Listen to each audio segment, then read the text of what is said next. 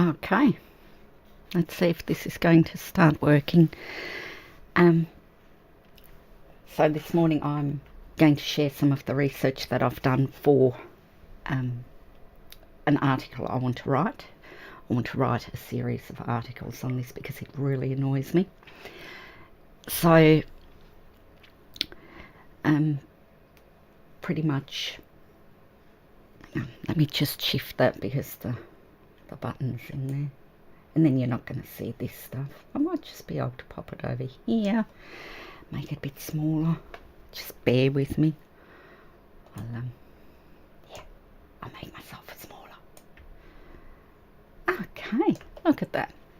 So that works for me. I'm trying to keep an eye on 3 screens, so I did want to see what it looks like on YouTube because the subscribe button seems to be in the way. So I want to talk about legal research because a lot of self-represented litigants are doing their own legal research, and I've had people talk to me both as a lawyer and as someone who's been through the system as a defendant in a civil trial, and we weren't self-representing.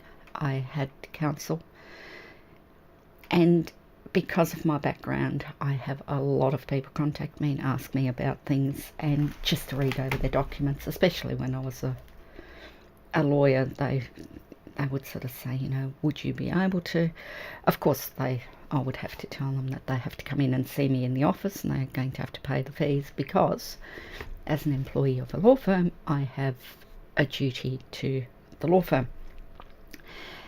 But even before I started working as a lawyer, I would have people ask me to look over their documents or to help them with further documents, and they've already gone through so far in the legal process. And there's a problem that I see with what self-representing litigants do, and that's they shoot themselves in the foot from the outset by using legislation that was irrelevant for the time the thing happened, and they use case law that isn't on point for what they're trying to prove. So what I find is they Google the issue, they Google what they think happened, and the most common way of approaching things, especially against the bank, is unconscionable conduct.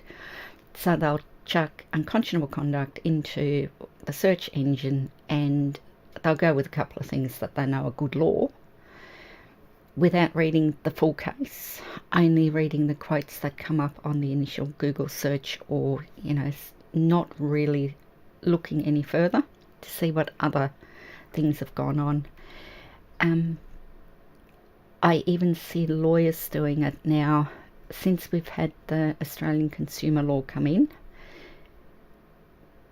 There is a statement within it that financial matters don't get sorted under unconscionability under the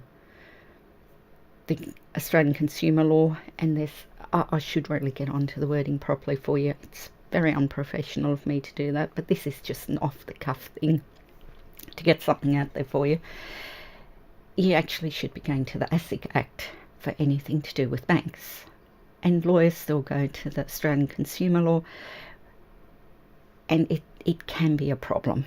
I mean, it's hard enough to get anything across the line with banks, as a fair few people will confirm, and it's even harder when you're starting off with the wrong law to back yourself up, because if you're using the wrong law, you can't find the right cases to support your position.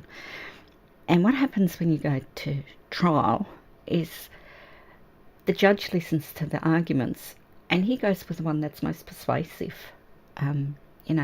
You convince me of your argument. It's a great big debate. So you want to have the best that you can use behind you. And there is a way for self-represented litigants to do that. It's always handy to take your documents to a lawyer before filing them with the court, because a lawyer might be able to pick up on, you know, if you put it in this way without mentioning XYZ, which is information you already have, then you will come under the action estoppel. So if you end up having to do an appeal, you cannot rely on the information that you had before you put in, you know, before the original trial. If at the original trial you had the evidence, in civil law the action estoppel will stop you using that evidence, because it's just bad luck that you didn't use it.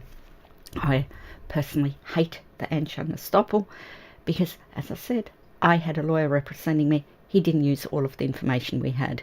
We could have sunk the bank and actually got to keep our farm, or at least been able to negotiate a better settlement with the bank that would have allowed us to not lose everything. You know, we could have come to an agreement that was fair and that still, you know, saved everybody all this time and effort. And, you know, I'm all about fair. Now, one of the things that and the way that I'm going to run this bit of a demonstration is just by showing you some of the things that come up. So my current bugbear is perjury and the miscarriage of justice, and people lie. They do. And I mean, there's a perjury in the criminal code of Western Australia. Other states have it too. And in Western Australia, you can actually face 14 years in prison for lying to the court. It doesn't stop people. And from my understanding of perjury in the family court, they don't care. Oh, lie to your heart's content. It's like, what? No, don't let anybody lie. Not for any reason. You're in front of a court. Do not lie. So the first thing I looked up, and I'm using Barnet Jade. You can use Osley. That's also a free one. I've actually signed up with Barnet Jade for the professional version only because it does so much more for me from a research perspective, because I do want to write about all of this stuff. So what I did was, in the search bar, I put in Western Australia Criminal Code, and then I added plus perjury. So I wanted it to highlight perjury, and as you can see on the screen here, oh, need to do it here. Well, that's interesting. See, oh, is it coming up? No, it's not showing my mouse on that. See, you learn something every day. I did not know that. I'm glad I've got this screen as well. God, I'm so glad I've got 3 screens. So section 124 of the Criminal Code of Western Australia, the current one, deals with perjury, and it tells you that any person who, in any judicial proceeding or for the purpose of instituting, so that's for if you're having a judge-only trial, is immaterial. Okay. So if the offender commits the crime in order to procure the conviction of another person for a crime punishable with imprisonment for life, he's liable to imprisonment for life. I like that one. I do. When I was growing up, my mum and dad had a really simple rule. They don't like dobbers. So if you dobbed in your brother or sisters, then you got the same punishment, which, you know, kids should stick together. But if they found out about the crime all on their own, you didn't get the punishment even if you knew about it, because you were under no obligation to tell the parents what was going on. It was a really weird way of being brought up, to be honest, but we kind of learned to stick together. And when you're facing the same punishment as, you know, the kids you're dobbing in, you kind of think twice about being a dobber. There was a reason why my parents did that. It's how the life around them while they were growing up, it made it critical to not tattle on your neighbours and things. It was just a horrible time when they were little, and it stuck with them. And then they raised us to not be tattletales, to just, and to be honest, but you know, don't dob on your brother when he's doing horrible things, because you're going to get the same hiding he got. Yeah, got it, Mum. Not a problem. I can do that. So it's anything they say in court comes to perjury. So people lie all the time. It's horrible. So when I put it up, this came up, and as you can see, there's 14 citations for section 124, and there's 7 citations for section 125. So the one we're interested in, for my purposes, is the section 124. So I'm just going to click on that, and because I've got the professional that I pay for, it tells me where the 14 citations are in the 9J documents. So you'll find that there's a fair few for, you know, the Legal Profession Complaints Committee against someone, which I find really interesting. Now, if I go down this one, you know, 2012, that's possibly the most recent. Yeah, that's the most recent one. So, you know, D, for reasons unclear, the applicant was not charged with perjury under 124 of the Criminal Code, notwithstanding that he clearly swore false affidavits on no less than 5 occasions and gave false evidence to the family court. So, you know, I'm going to read that case because I'm interested in both perjury in the family court, perjury in general, and why so many people don't get charged with perjury. I need to know. I have a great need to know. So for me, this reference is really important because this person wasn't charged with perjury, and I want to come across that. But me sharing this information is just that it then shows up a lot of cases, like the Attorney General v. Michael against Michael. You know, it goes through, you know, this one charged alleged that a witness had committed perjury in the Court of Petty Sessions. So that's one that I need to read the whole case. Now, the reason I need to read the whole case is to understand the context of the perjury. Is it relevant to what I'm researching? You know, what was the outcome? This just gives me the citation. I don't know what the outcome was. And then from that, I can go on and keep looking. And with every case that I pull up, I can find whether it's still good case law. So I said earlier that sometimes you're relying on the wrong legislation or it's no longer current. So I also did this research. Like, this came up. It's this one. It's all right. So this one came up with the same search terms. So it's Western Australia, Criminal Code, plus perjury. And this is the Criminal Practice Rules of Western Australia. And it reads good, you know. Perjury, you know, section 124 sounds about right. 2, on a criminal trial, you know, upon the arraignment or trial of one EF in the Supreme Court of Western Australia, that all sounds fine. At Perth, or, you know, all the different courts that it could have been, upon a charge of murder, or as the case may be, you know, describe the offence by name by which it is commonly known, or by reference to the statute, blah, blah, blah, blah, blah. It goes on, and it sounds really good. It sounds on point.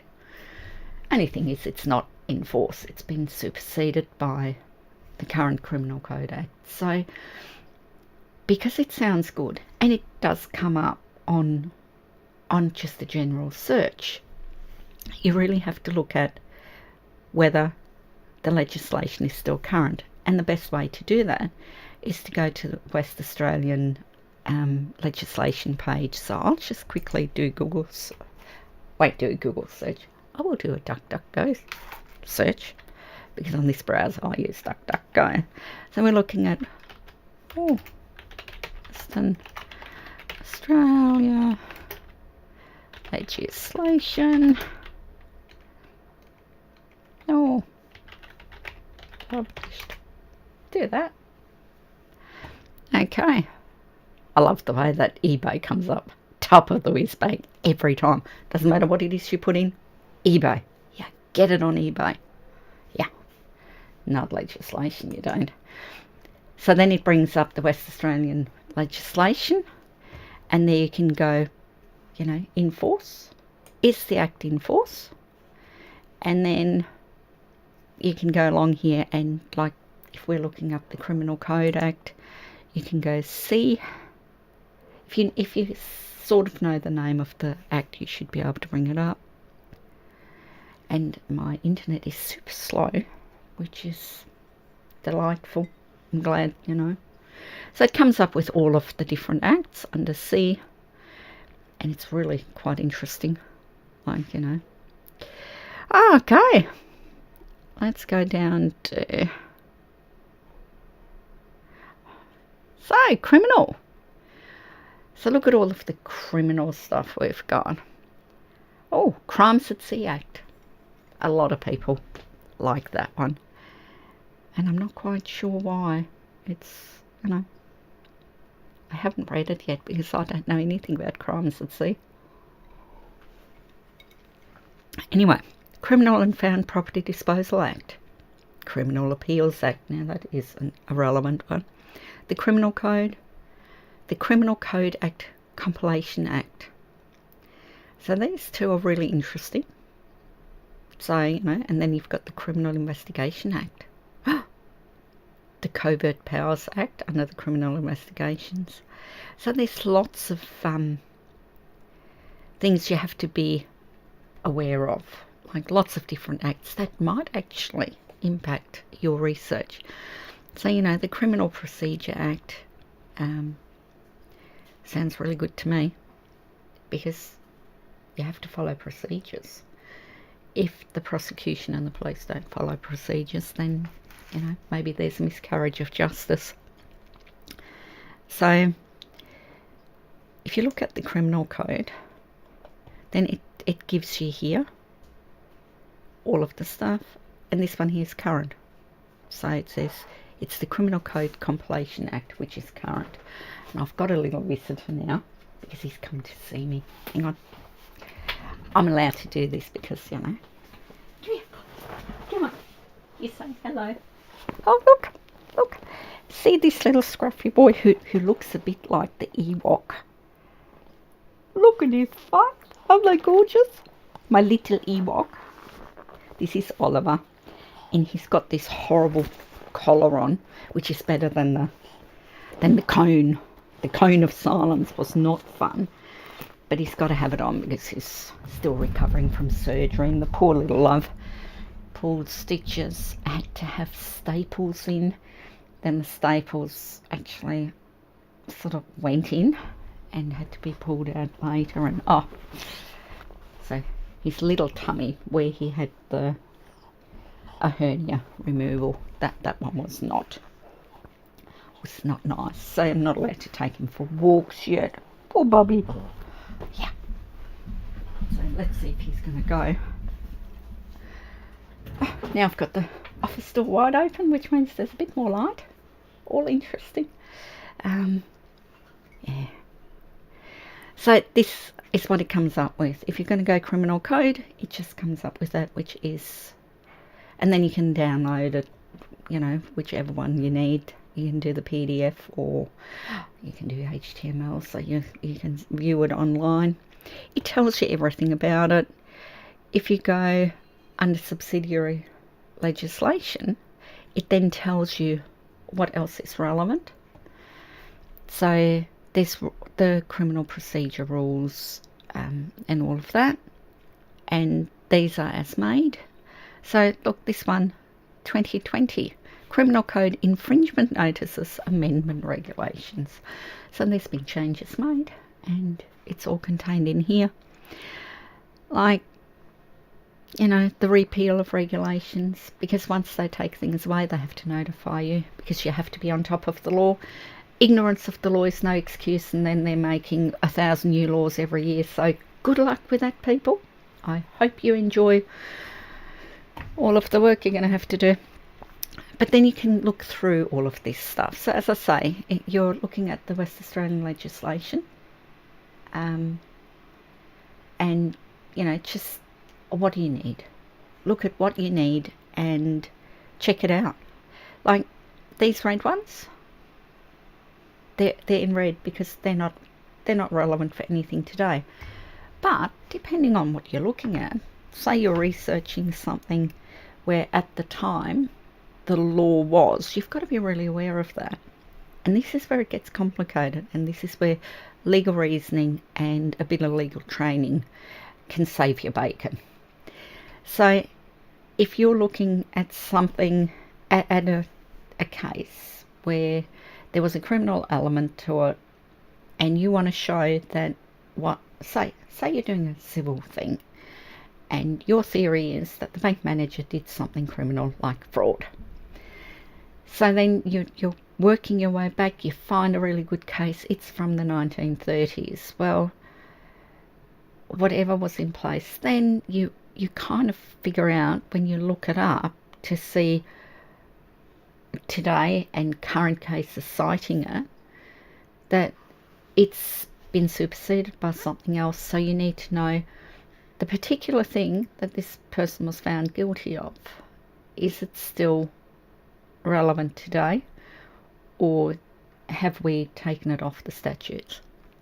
So you need to find out if it was still relevant at the time your thing happened, because sometimes, I know one guy who went through court for 30 years and he finally had a win. So for him, it was really critical to keep going back. So when we went to court, we did the original summary judgment in 2009 and had the appeal heard in 2010. So if you know anything about the civil jurisdiction and banking, it was 2009, 2010 that they brought in laws that protected customers like us, but they weren't relevant when we got our loan. So people can rely on that if they fell under the new regulations. But if you're like our age, it's, you know, when I say age, it's the case when we got our loan. So you've got to be really aware of timing in both the case law and the legislation you look at, so that you know that it's still relevant. And I mean, I've got the criminal code here because this is in relation to perjury, and you know, it's a criminal offence. So I'm looking at other things. So on this one here, this was the third search term that I decided to look at when I put in Western Australia Criminal Code plus perjury. And it just shows you the table. It's an administration of justice offence. So you've got to be really careful about which offence somebody can be charged with, because it might not just be perjury. So when they did what they did, so they were on the stand, but there's other things they did to get to that point. So if you're in the witness box and you're totally lying, that's committing perjury. And if you're later found to have committed perjury, you can go to jail for 14 years. But then, did they fabricate the evidence? That's interesting. What about corruption of witnesses? If you're if you're dealing with witnesses, like this is where I think about the family court. Would you be able to put a case across that the mother was corrupting the witnesses or deceiving the witnesses when the witnesses are the children? So there's a criminal offence that she claims, or the children have reported a criminal offence that dad did, and the mother has been, gently playing with her kids' minds so that the children no longer know what actually happened. And people think I'm an idiot when I say, mothers do this. But not only did I know a few women who did it back in the 80s, and I was horrified that anybody would do that to the man that they loved enough to have children with. But, I am a bit naive, I will say, or at least I was. Now, I hope the noise stops. That's the puppy looking through all the things that are none of his business. Please stop, Oliver. Oliver! Come on. Now he wants to read the books because the books are important. There is someone in the house who can look after him for me. But anyway, back to what children do. No, what the mothers do to their kids. It's really easy to implant a false memory in a child. Like, how we all do the stranger danger thing, Teach our little kids, if you don't know someone, don't go to them. I remember being in the shopping centre, quite a while ago now, but there was this toddler running around, and I knew that he was lost. He'd lost mum. He was on his own. So I'm there, it's a busy shopping centre. I'll just keep an eye on him. I wasn't too busy to do that, so I'm just keeping an eye on him. And I saw him scoot under one of the tables in front of the... Hang on, I'll just shut the door.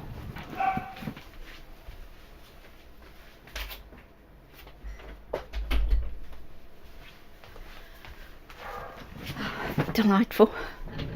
Anyway, I saw the kid go under the table in front of the news agency, and they don't always do it now, but there was a tablecloth over it which covered all of it.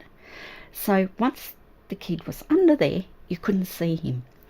So I thought, right, I'll do this. So I walked past and I sort of lifted it up a little bit and I said, "Hello, how you going? You okay?" And he was like, "Yeah."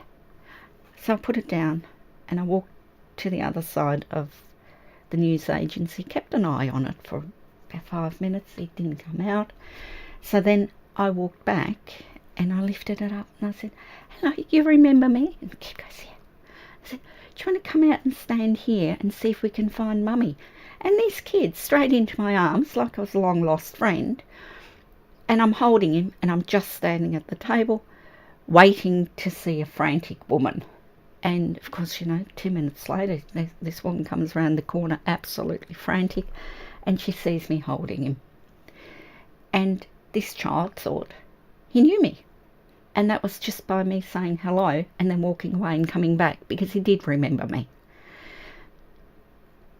I think if you're in that situation where you're thinking, has the mother played with the child's mind, get an expert report. There are experts in this field. They deal with alienation of parental alienation, and it works in wonderful ways. How you can manipulate a child. It doesn't take much.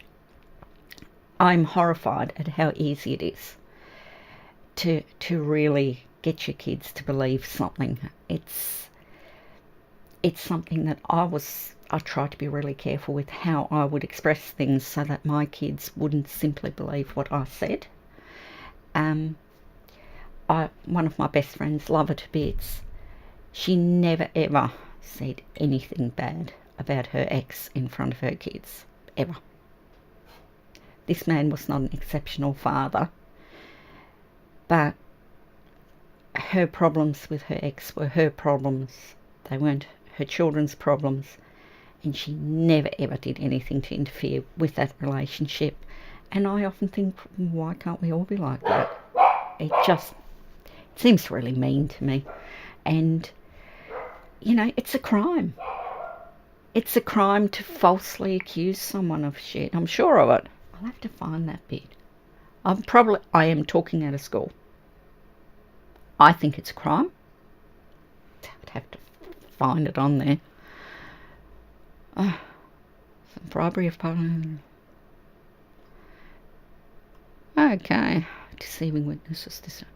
Preventing conspiring to defeat justice. Attempting to pervert the course of justice. See, I reckon compounding or concealing offences. That sounds promising. Can I find that one? Oh, let's go up.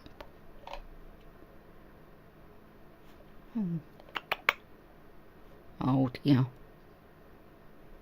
What's this one? We are looking at section 136. Let's go down. What is this one? Compounding or concealing an offence. In this section, compound in relation to an offence includes to abstain from. Which way is the better to read? I've got it up on both screens. This one's bigger, which means I don't have to wear glasses, which is always good. Okay, to abstain from, to discontinue, and to delay prosecuting the offences, and to withhold evidence in relation to the offence. A person who obtains or seeks or agrees to receive any property or benefit, pecuniary or otherwise, for any person upon an agreement or understanding that the person will compound or conceal an offence is guilty of a crime and is liable to imprisonment for 7 years. I don't know.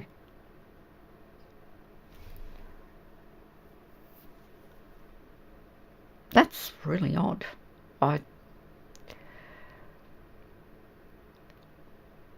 And the relevant word is and, between A and B.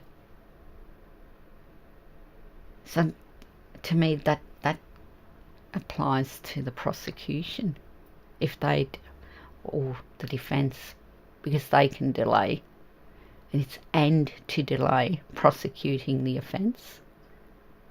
So prosecuting the offence, and to withhold evidence in relation to the offence. So you have to have both.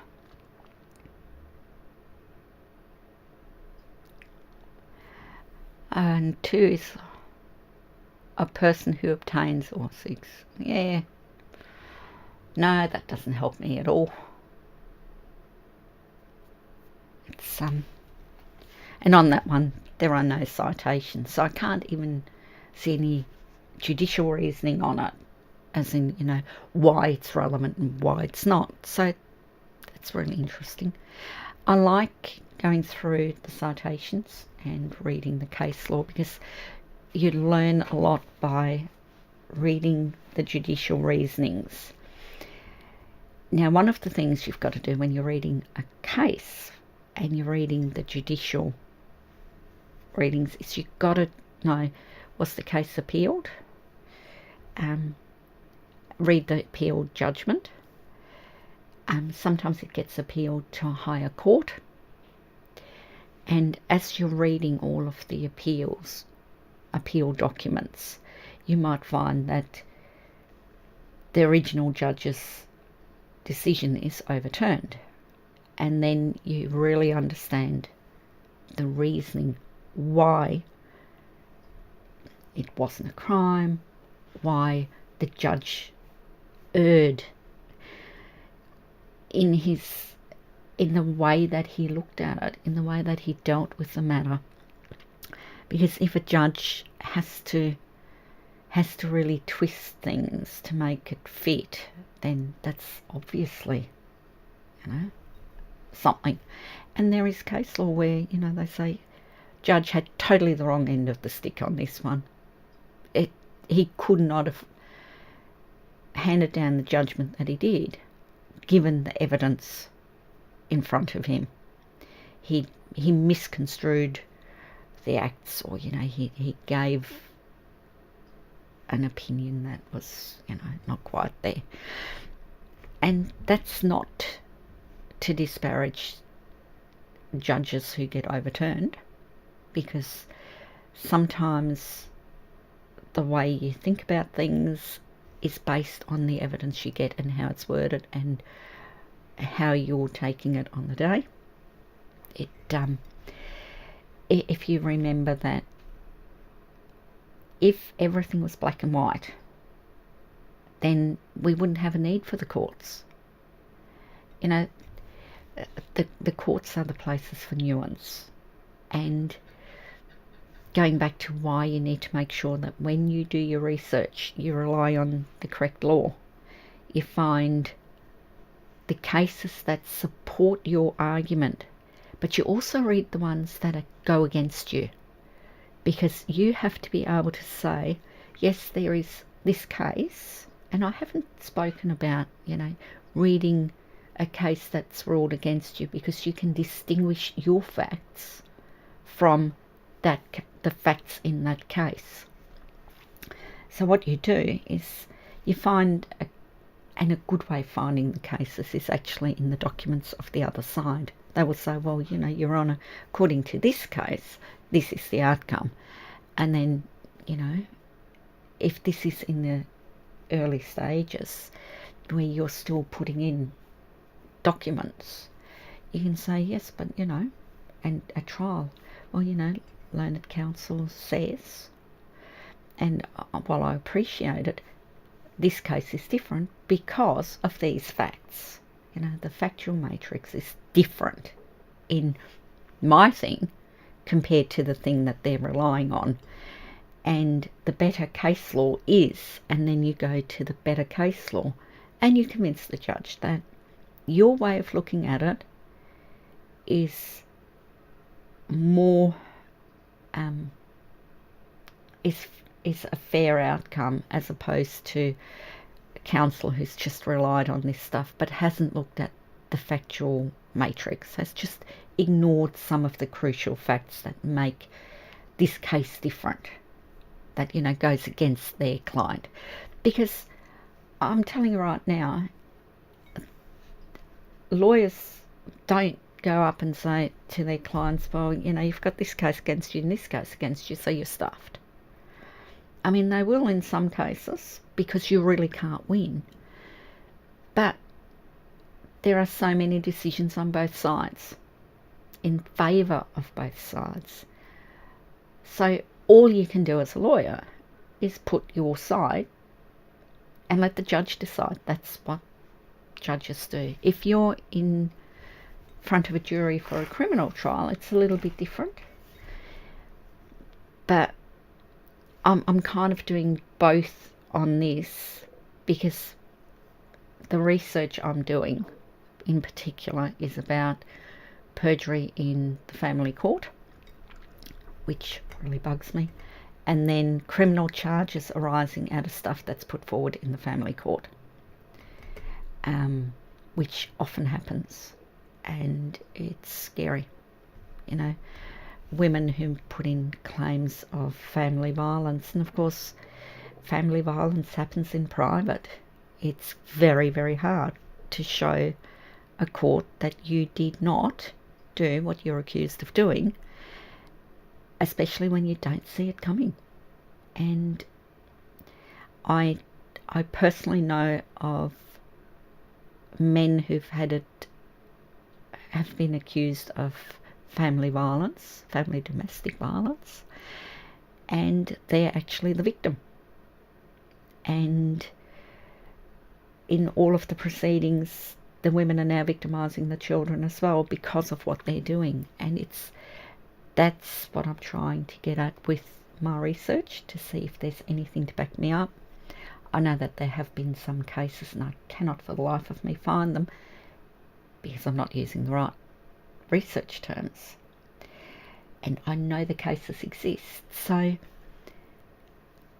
the point of doing this live is to sort of put you on alert to the fact that, you know, that case probably exists. That proves your point. But it's finding the right search terms for your circumstances. And that's a whole other... I'd probably do a webinar on that one. It's probably worthwhile doing a webinar on research terms and how to find the best research terms for your particular matter, because sometimes just throwing the basics out there doesn't do it for you. It's you know, now I like the 135. See, I like this particular charge. So any person who conspires with another to obstruct, pervert, or defeat the course of justice is guilty of a crime and is liable to imprisonment for 7 years. Now, I have heard of a case recently where, you know, at the moment they're looking to appeal the matter, and I think, from what I've heard, from what I've been told about the case, there was a conspiracy to pervert the course of justice. So let's see what some of the citations are on that one. So, I might just, because I've got the professional, I may as well print that one. I'm just going to print it as is. Not going to add anything to it. So, Commissioner of the Australian Police Force suspects that each respondent committed offences contrary to this section, doing anything with the intention.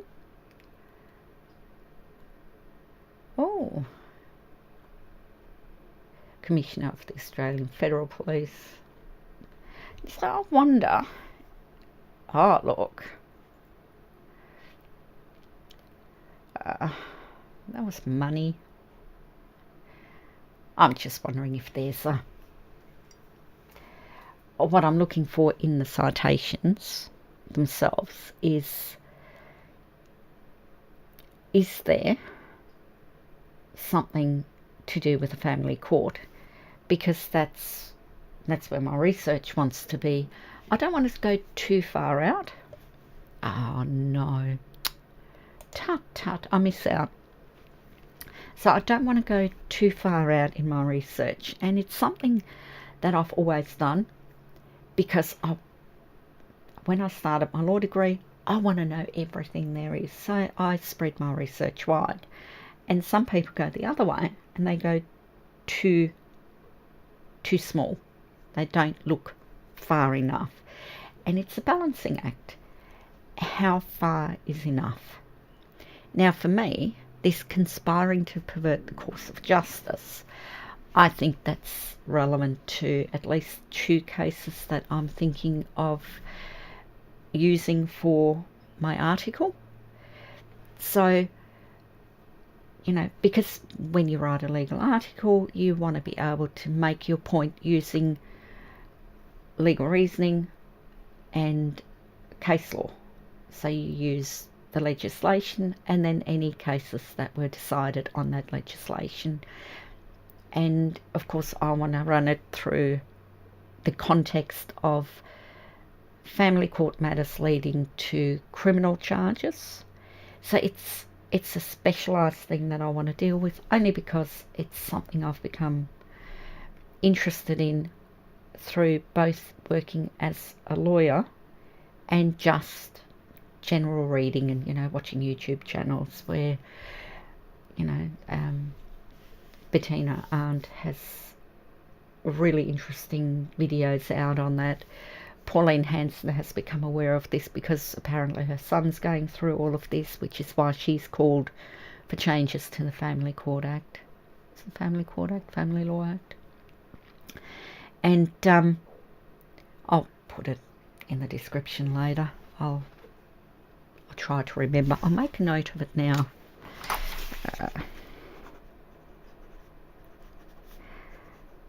See, I try to be spot on.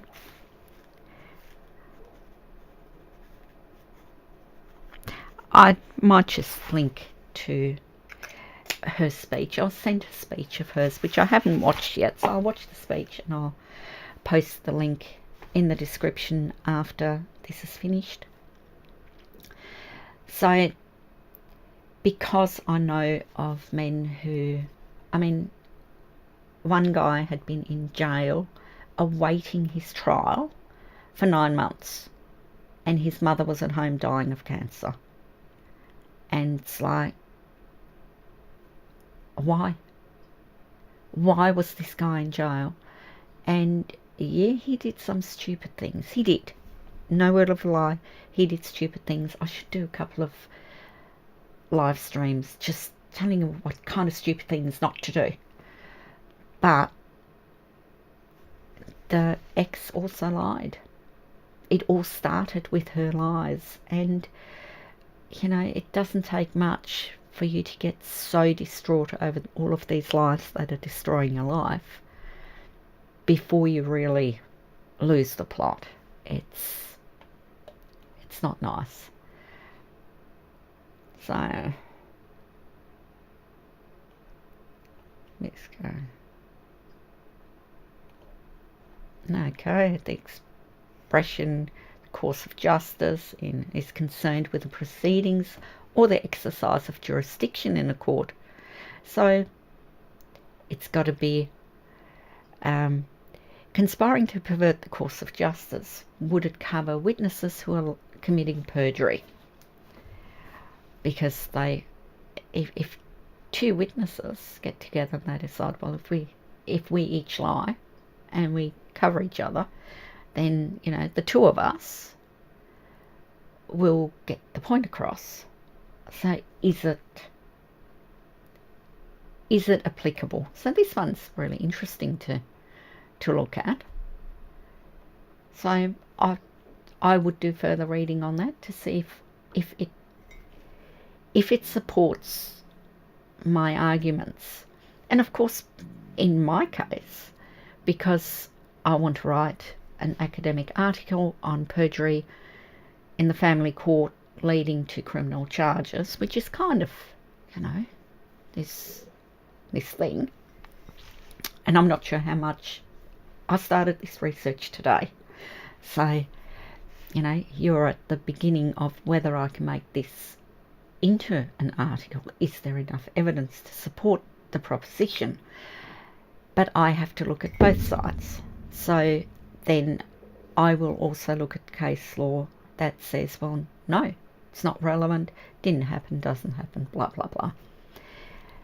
But because I can see all of these citations, and there's other ways of finding the citations where you don't necessarily have to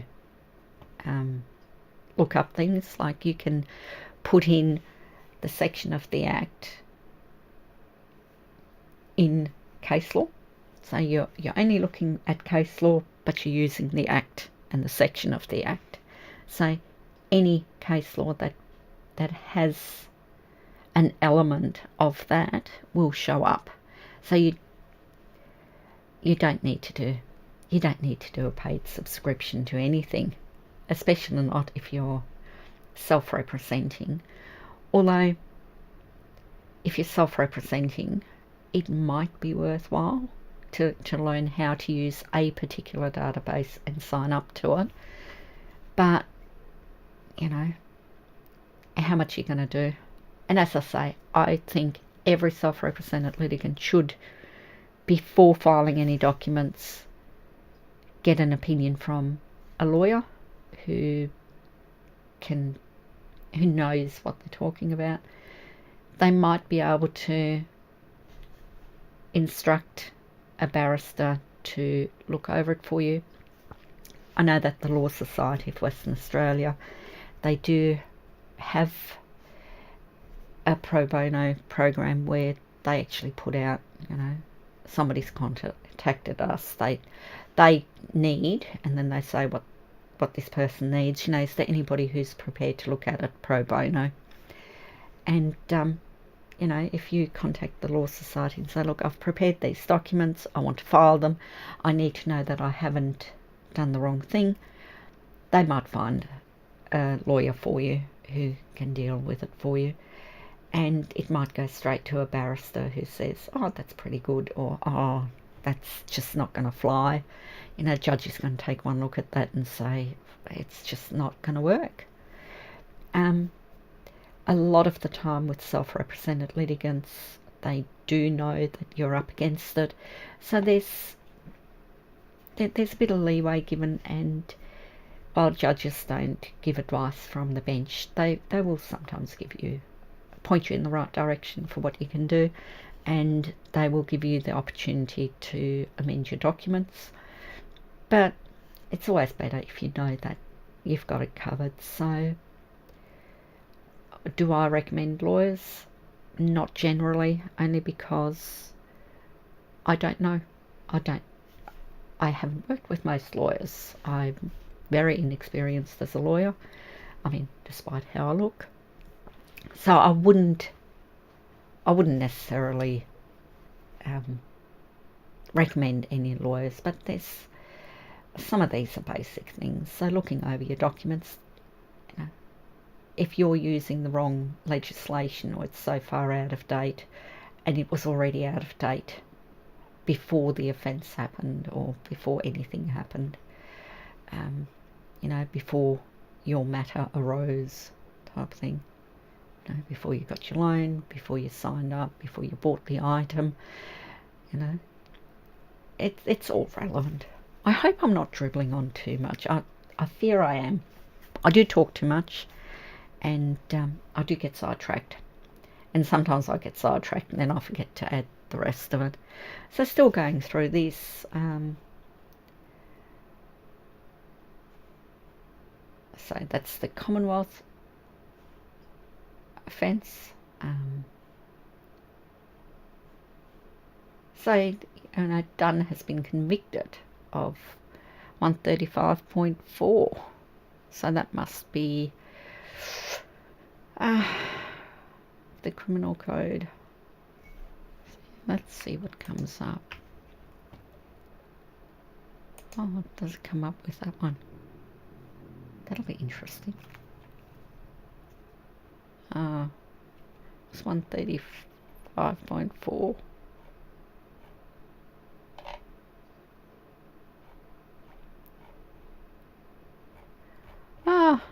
See, some of these are really long. It's exciting, isn't it? I'll come up to section 3.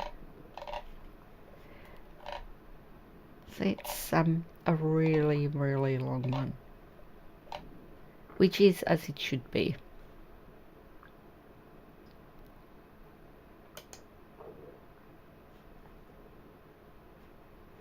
No. See, it's really weird because it doesn't actually come up with 135.43 for the criminal code. So, see, have to look that up. And I think that might be, just one of those things. So you look at history of the acts. Because here, section 135 was amended. And you just look up the amendments and what was made, and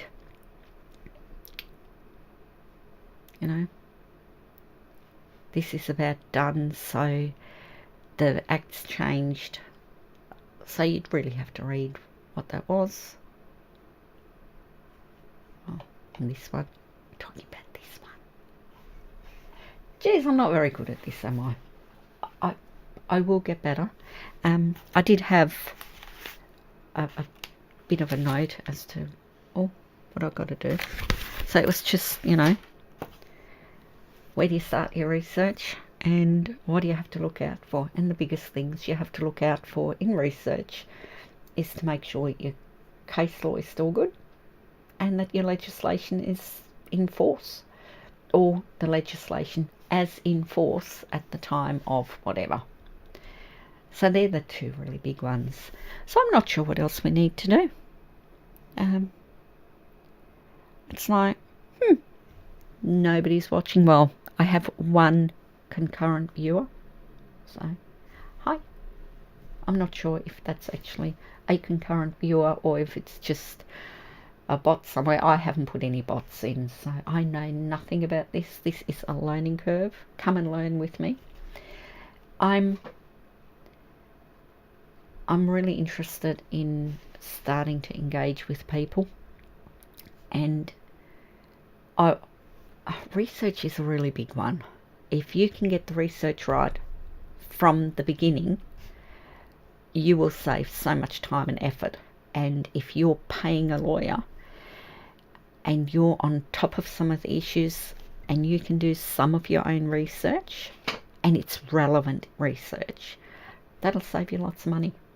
And I think that's what we all need to do. I certainly paid a lot of money for very little. I think we paid about $75,000 actually. Or they wanted $75,000 all up, and we didn't pay the last bill because we were charged for, the same case being found 3 times. I think that's a bit excessive myself. As I said in the last live stream, we were going to sue the law firm for, for their role in it. But, I think that's what's made me so gung-ho about this. I need people to be able to look after themselves as much as possible, because personal experience has shown me you can't 100% rely on your lawyer. There are so many great lawyers out there, so I'm not rubbishing lawyers as a whole. And I do tend to get a bit of upset when I have people come up to me and say, all lawyers are evil. My husband hates lawyers. He's living the dream. He's living the dream. Yeah, don't keep telling him that. But some lawyers are really bad.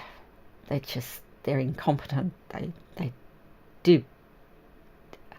They're practicing in an area of law that they're not competent in. So they have other competencies. But sometimes they take on work that they shouldn't, and according to the legal practice rules, they really shouldn't do that. You're supposed to become competent in an area before you work, and the way that works for restricted practitioners like me is there's a supervisor, and the supervisor knows their stuff and says, you're thinking about this wrong. This is the way that is better to think about, or, look up these cases and read them, and then you'll understand better. And, you're not supposed to give advice on matters you have no experience in. There's lots of CPD stuff that you have to do, and you can retrain in different areas of law. So you can do. I've got a master's with a major in family law, so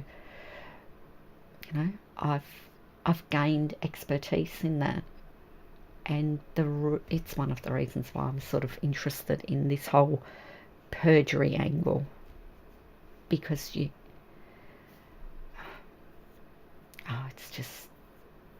it's too hard. It's too hard what they get away with. And by they, it's anybody who lies to the family court. And the family court system is really blown out. And I'm a very opinionated person, and this is all my opinion. But I think when the family court has to have a gazillion meetings and hearings and, documents are filed left, right and centre, why does a parenting matter cost $300,000? How does that happen? And a property settlement should not cost $600,000. There was one that was $600,000.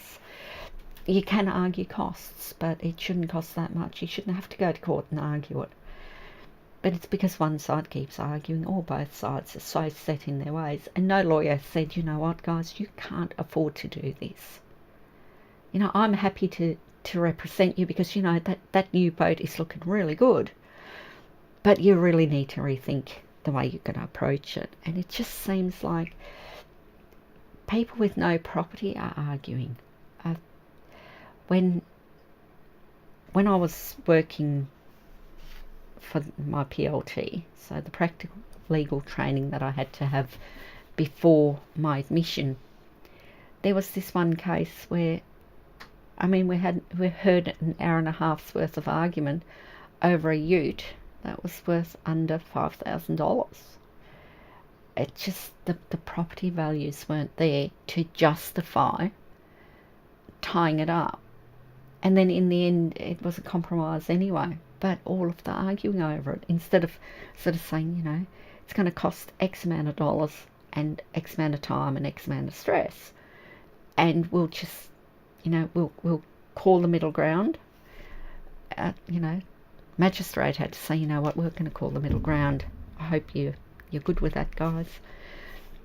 I mean, even multi-million-dollar properties, you know, you've got to be able to find a way of getting over it instead of tying up the court resources, because every argument you have means somebody else can't get in. There's people I know who have just been given a court date 2 years from now. 2 years from now to hear a child access hearing. It's like, what? These kids are going to be 2 years older. And 2 years where one parent is denied access because of all of these things that aren't being decided. Oh, what the hell?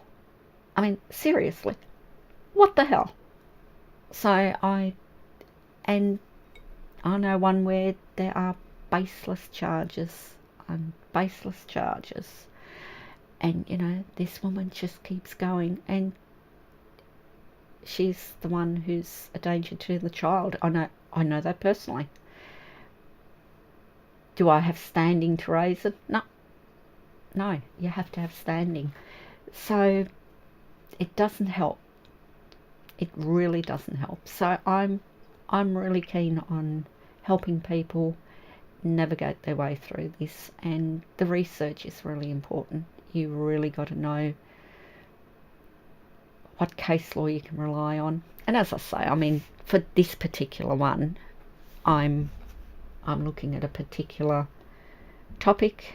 I only just started, so this is just what I've come up with as my initial research. So what's your initial research need to be? What's your starting point? Because your starting point might be, well, what laws actually apply. So a Google search is a really good start. Just put in, I don't know, what's your matter? Okay. Oh, I think the bank did the dirty on me when they did the loan because, you know, I couldn't afford it and they knew it. So do you know any words that you can use? So you might start with banking law, and you might look at what laws cover banks. What's all of the laws? Like there'll be acts, regulations. You know, the ASIC Act comes in top of the whiz bang on that because they look over the banks. At the moment, a really good resource is the report from the Royal Commission into the banking and financial services, because they talk about some of the criminality. So read some of the secondary resources first, and then see if you can come up with keywords that you can search that sound like what happened to you. So if you're reading the Royal Commission reports, if you're only going to read the section about the financial services where they're giving loans, you look up, what does the commissioner keep talking about? What acts are illegal? Why was he talking about criminal charges on some of this stuff? You look at what he found in the few cases he heard, and remember, there were over 10,000 submissions, and most of them were about the financial services in loans, and a lot of them were excluded from the outset, like ours was excluded, because of the terms of reference. But they still found enough evidence of all of this and still put all of the information out there that it's a good starting point to just read that part of the report and see, well, what can I do with it? Does it help me? Sometimes a good thing to do is to put in the name of your bank and then the V, and then you do an asterisk. So it's name of bank, space, V, space, asterisk in a search engine, and that, like if you go into Ausly, that should bring up a whole bunch of cases of that bank against a customer. And then you go through the catchwords. Let me see if I can find a case. Okay. I'll just pull this one up, only because it's just a case. So, now, there you go. Once you scroll down, read through the catchwords. So, in this case, it was taxation, administration, the GST, taxable supply, told you which legislation they used, words and phrases, what does allocation mean, amounts due to the Commonwealth under taxation laws, things like that. So what I might do is I might just show you in this one, see what comes up. I'm going to go National Australia Bank V. See if it works in Jade. I know it works in Ausly, because with the asterisks you get everything. So it's going to be a really big search. I can tell you that because there's a lot of case law on banks, and it doesn't matter which bank you put in, it's going to bring up a lot of them. And sometimes the National Australia Bank will be appealing decisions, so some decisions will have a lot more. So we'll see. I'm just going to drink while that's happening. Usually if there's no results, it will come up pretty quick, but when there's a lot of results,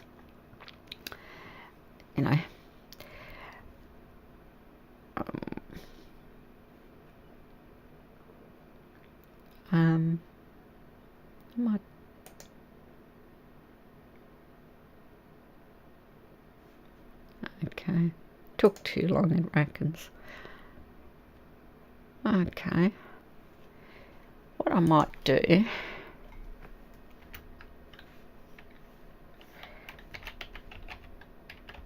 I think they were National Australia Bank. So this is a case I've known about for a long time. There was a Four Corners story on that. So it's come up with the National Australia Bank and Troyani as the first one, because that's obviously it. So this happened in 2003, and it went through the Federal Magistrates Court of Australia. This is an bankruptcy application. So, and then the reasons for judgment. Okay. So what other ones are there? Just go back.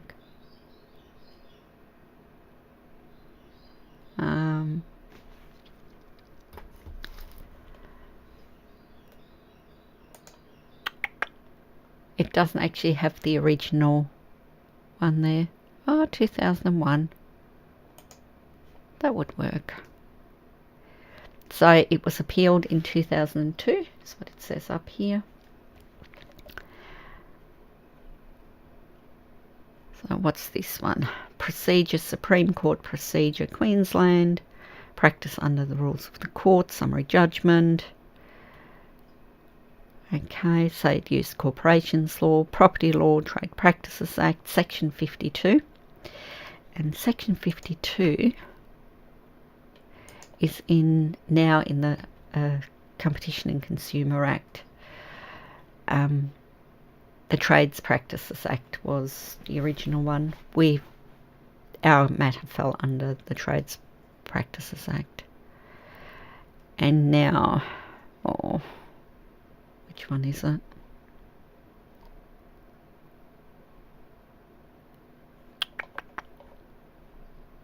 This is looking really good, isn't it? We're talking about unconscionable conduct, I believe. And I'm not sure why it went to that instead of the Trades Practices Act.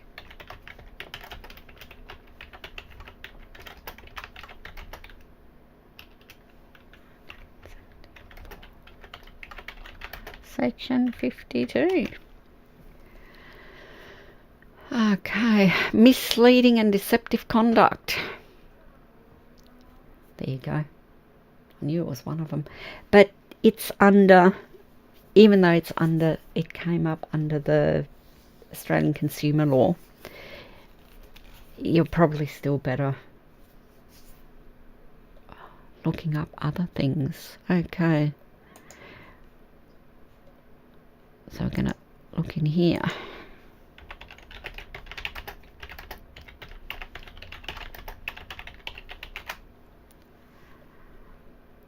Okay. Proportionate liability. There should be more on that.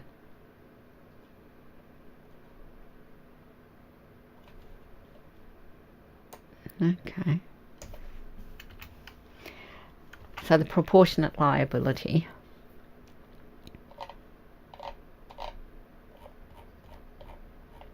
is if you've actually contributed as well, so they look at who did what. Oh.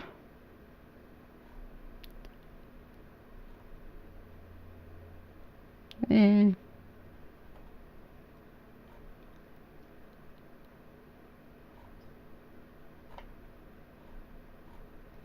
This is still under the Australian consumer law we need to look at.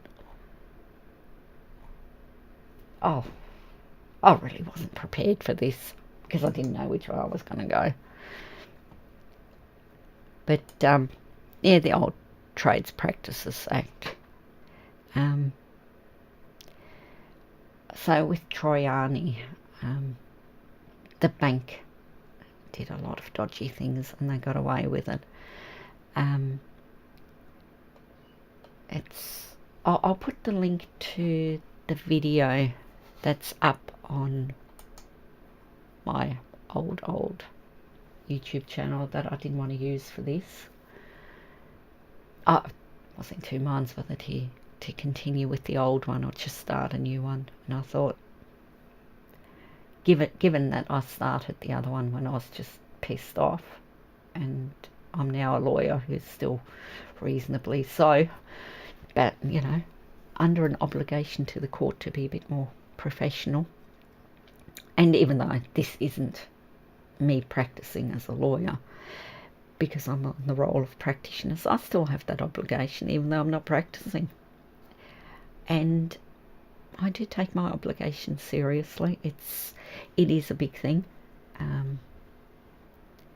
So we'll look at that. But I'm really annoyed that just goes to a different link. Does this one go to the trade? No, it still goes to the Competition and Consumer Law, which isn't really a good thing. It should go to the original Trade Practices Act and perhaps say, oh, this is now. But that's just me. I'm a bit like that. Ooh.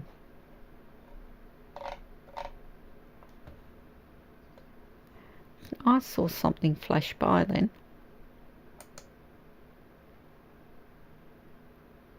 Oh, I might just look.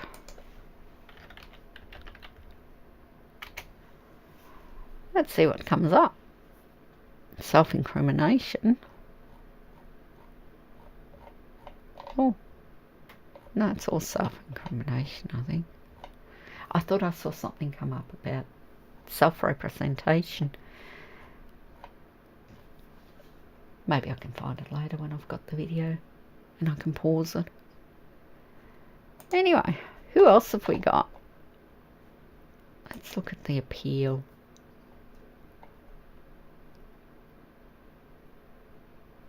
The appeal was allowed.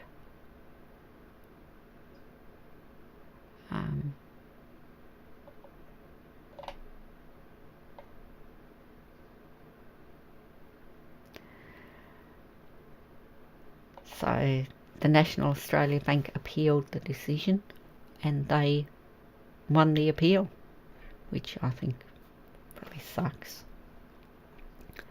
Only because I know the background story, and I used to blog about all of the dodgy things the bank did, and tell you what, Royal Commission needed to hear all of that and they didn't. It's if you're interested in anything particular to the National Australia Bank, you can Google or do any online search. National Australia Bank.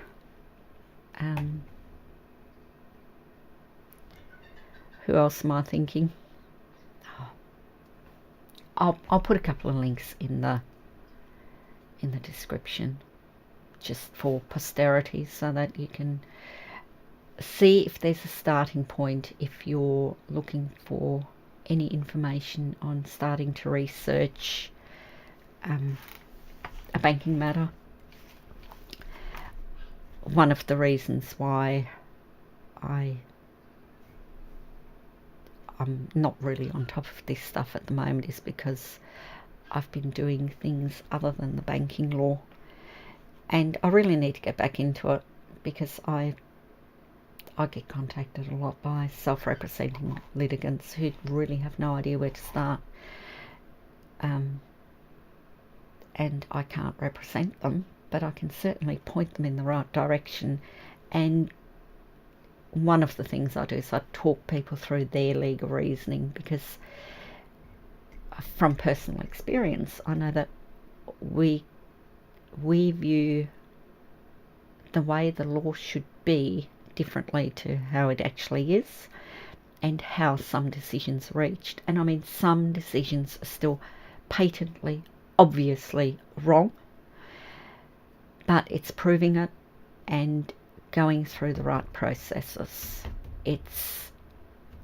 And judgments are supposed to be final to give closure to matters, but there are so many where I just want to say, no, we should be allowed to appeal this because it is a miscarriage of justice. Justice was not served. People lied. One of the tactics that the banks do is they never ever put their staff on the stand. They'll say, oh, they're no longer working with us. Oh, they're overseas and can't be contacted. Whatever. They come up with so many excuses. And then they put somebody else in their place and they don't so much lie, but they obfuscate. They just circle around and don't ever answer the questions, and they don't tend to get pulled up on it. It's a dirty game, and I don't know. I'm really thinking about how to deal with all of these kinds of things. When you know, they say insanity is doing the same thing over and over and over, getting the same result. You know, you wouldn't keep doing it. So I think we just have to hit the banks a different way. And someone creative will say, you know what, I think this way has got really good legs and there's no defence. The banks have got no defence to this one. And you'd think that ASIC would be on top of that, but they're still not doing the job. And AFCA, oh yeah, there's already complaints about AFCA. Oh dear. So this has gone on a little bit from how to do some basic research, which is, you know, a starting point. And I've, you know, totally gone off the reservation again. I do that, and you're going to have to love me for it. No, you don't. It's all good. So, yeah, there's ways and means of looking at what are we doing?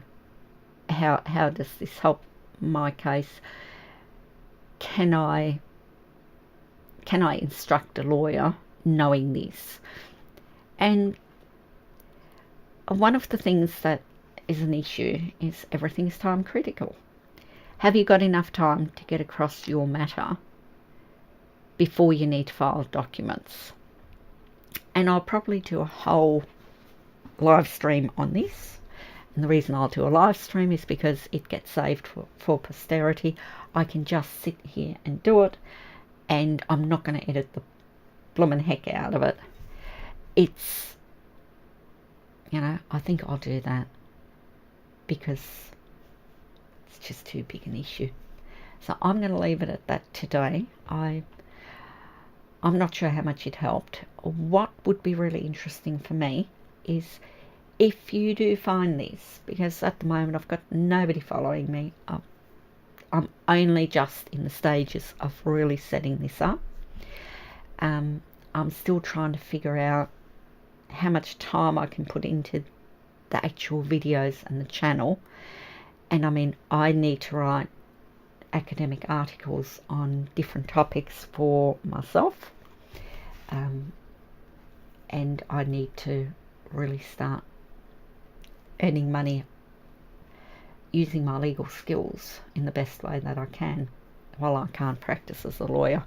And I think I'll start doing a lot more live streams, especially on the weeks when my husband's away.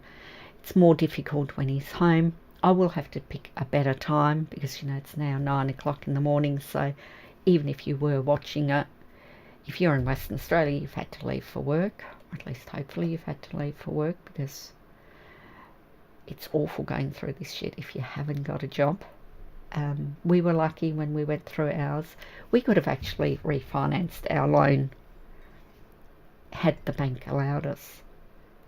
And that doesn't sit well with me to this day. We could have made it work, and the bank just decided, no, we're going to have them. And that was in the context of the 2008 financial crisis. That's what it was. The global financial crisis took us out because the bank made the decision not to support us. And I mean, where we were, nothing really changed with the bigger plans other than the banks stopped supporting the projects. Had the banks not decided we're just not going to do this, then all of us would have gotten through it. It was just really weird. The banks made really stupid decisions that ruined a lot of people's lives. So, you know. Anyway, I really do have to call it quits. My coffee's cold. My coffee's cold. I need more coffee. So I'm working on doing the Patreon at the moment. I'm working on maybe setting up PayPal so that if people want to support me, they can support me. I'm working on getting a merchandise shop up so that if you want to support me, but you know, giving me money for nothing doesn't appeal. I wouldn't make a lot of money from the merchandise, but you know, it'd be a donation for me, and you might you might like something. So I'm working on it. I'm working on doing this a bit more professionally. I can't afford to start a company at the moment. Money. And there's no point starting a company until I know whether I can make money or not. As I say, I'm too honest for my own good. So I'll be keeping all the records, and there will be no run-ins with any Australian taxation office or anything. And the scammers who phone to say, oh, we're coming to arrest you because you're behind in your taxes, pay us now to this account. Yeah, that doesn't wash either. There's practice and procedure, mate. Anyway, actually, I might do a few videos on scammers, because a lot of people get ripped off, and I think they get ripped off because they don't know the law. I think I would love to make a short video on that, just sort of, even if it's not a scam, just don't engage with some people, because if they sound scammy, then don't do it. If it's a proper thing, you know what, they can go through the proper channels. Cold calling to see if you've had an accident, yeah, probably not on. If they can quote you a case number, maybe, if you've got a case. But you know, some of the scams are quite interesting, so I'll probably do that. I'll make a note now.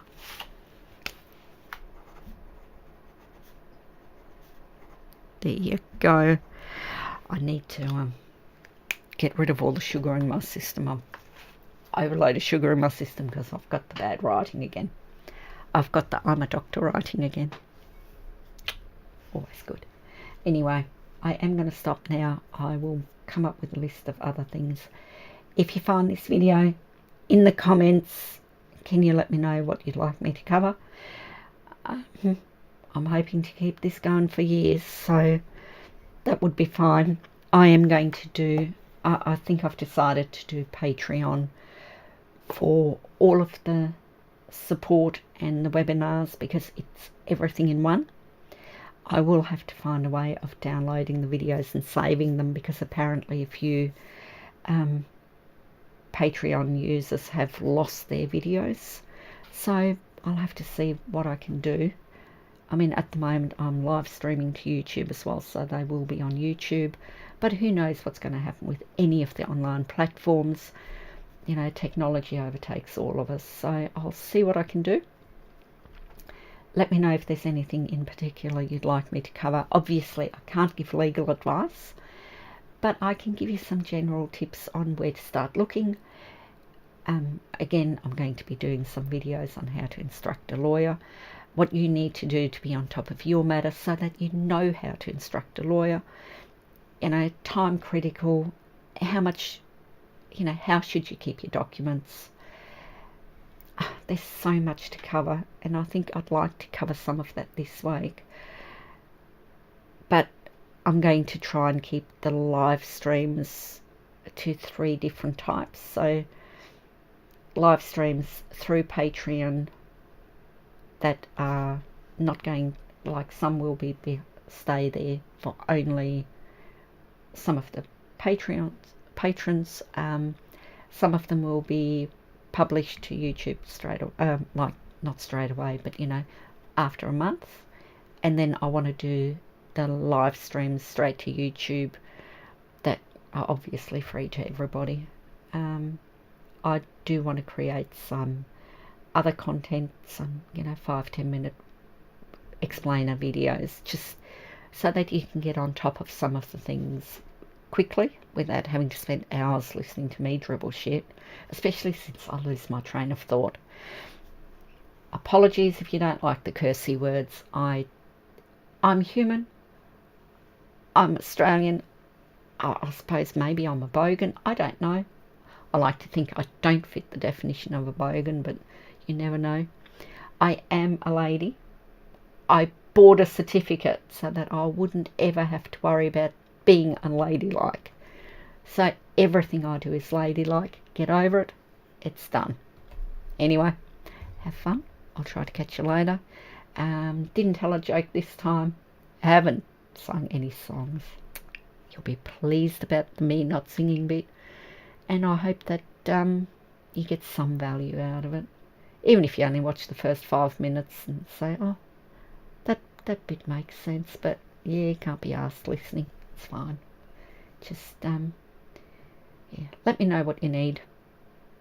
If I can do it, I mean, I'm going to cover some cases, so I might just find some case law and cover it on whatever I've come up with. If I ever get this article written, if I find enough information to support my position, I will write it. I'll see if I can get it published properly. Nothing quite like being published. So I'll leave it at that anyway. God, I've said that about 27 times.